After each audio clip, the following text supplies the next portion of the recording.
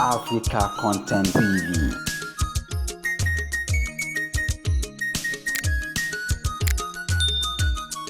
Tí a bá ti wá báyìí tó ti ní wá bínú náà ni ẹlẹ torí pé sọ́ọ̀rì ló ṣòro ṣe jù òye sì ń la àwọn ẹ̀gbọ́n òye ṣe straight wọn ti ń ṣe style lẹ́yìn ọmọ mi ní kíní kan ní sọ́ọ̀rì ní sọ́ọ̀rì ẹ̀yìn ní fúlà fún sọ́ọ̀rì láwọn ọ̀pọ̀ ok kí ẹ má dé fúlà fún sọ́ọ̀rì. ẹ bá dé fúlà fún àwọn kóòtù sọ́ọ̀rì jẹ́ bọ́lọ́ gidi sọ́ọ̀rì kò tẹ́wù. lẹ́tà mẹ́rin péré dẹ̀ ni. bẹ́ẹ̀ ni. Àtẹ̀tẹ̀ yọ̀ ń ta ìyá alátẹ tó ń ta kọ́kọ́rọ́ kò yẹn sìn ìyá alátẹ tó ń ta kọ́kọ́rọ́ tó bá change kọ́kọ́rọ́ tí ó ta tó bá ń ta sweet ẹ mọ̀ ìyá alátẹ tí tó ń ta sweet yẹn ìyá alátẹ kọ́kọ́rọ́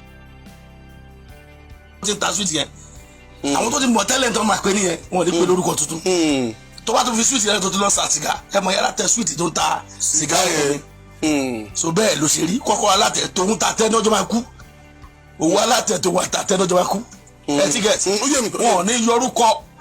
àwọn tó bá ti mọ obìnrin tẹ́lẹ̀ wọn máa pè é wọn máa mú ìyàwó wọn máa lẹ̀pọ̀ mọ́ ọkọ nítorí so pàtó àmàlí bẹ́ẹ̀ kí ni wàá fi ra yín lẹ̀ sí. wọn jà fún because orúkọ òní kúrò wọn jẹ orúkọ mi bọ wọn yìí mo ta lórí orúkọ ẹ àwọn yàrá máa pè bẹ́ẹ̀ tí ó bá fẹ́ jẹ bẹ́ẹ̀ wọn á jù máa pè bẹ́ẹ̀ wọn ní dáhùn ẹ̀ẹ́dẹ̀ gbọ́n lọ bó ṣe pé wọ́n pè é lábẹ́jà. ètò yìí la dẹ̀ fi ń sẹ́tù wàhálà tó wà láàrin ọkọ àti ìyàwó. bẹ́ẹ̀ wọ́n pé kí lẹ́yìn ròde bẹ́tẹ̀ fún lè sẹ́tù ẹ̀ because ó bá mú pípa jókòó ajọ́ ẹ kó bá mu ni àdáyé ìka àti pàdé ẹ máa gbọ́.